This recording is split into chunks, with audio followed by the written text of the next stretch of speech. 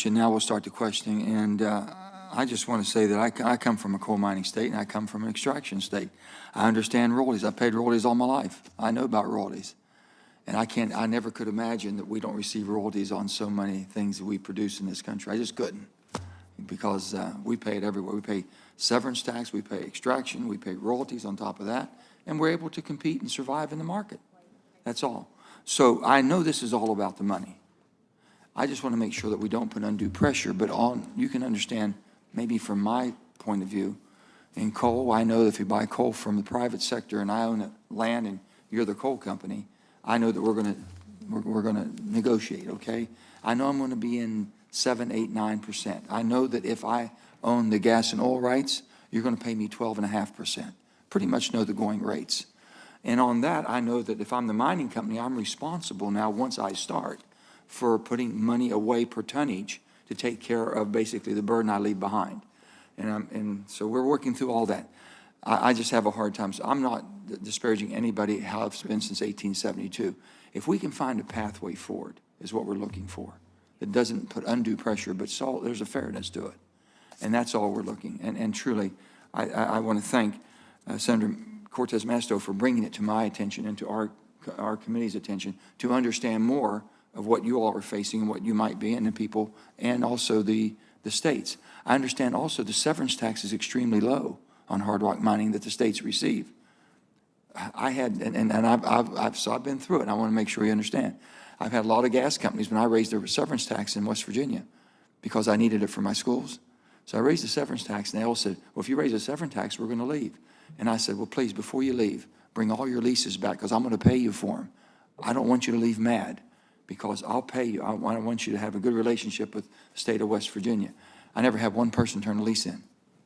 We all worked and we lived with it.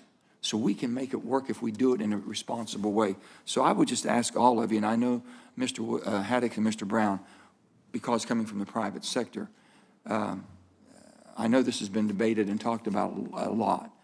And I know you're comparing it with other places of the world that you may compete with. We compete with the world all over in coal. We compete with natural gas and all the things we extract. And we're still doing pretty good.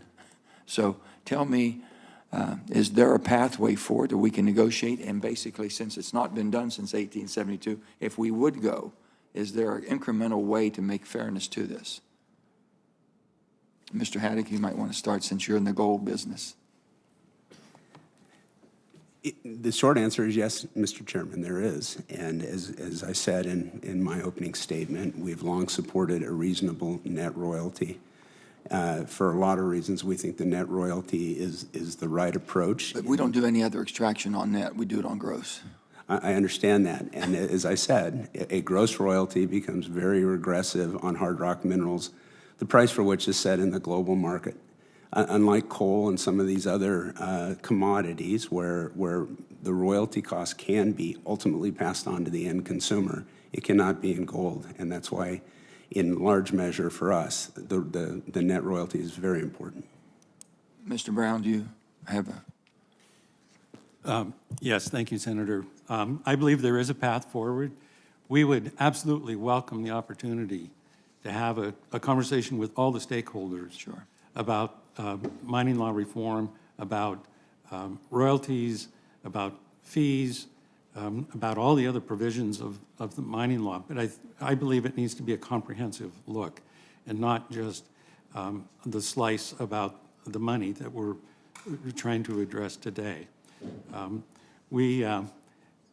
Most of our mineral is mined on federal land, and it's terribly important to us that we have access to those minerals and that we're able to produce those and sell them and make something. We're in an industry that has a very, very thin bottom line. Bentonite characteristically is that way. And I think maybe industrial minerals in general is as well.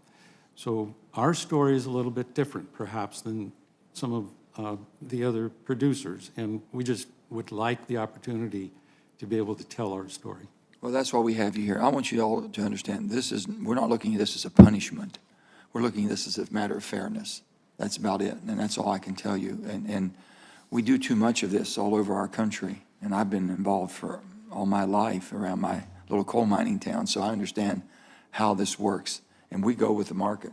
We don't have control over that market price. It goes up, it goes down. Mines, basically, they'll stop production for a while because it's not profitable to produce. They'll come back when the market's right. I understand the market forces.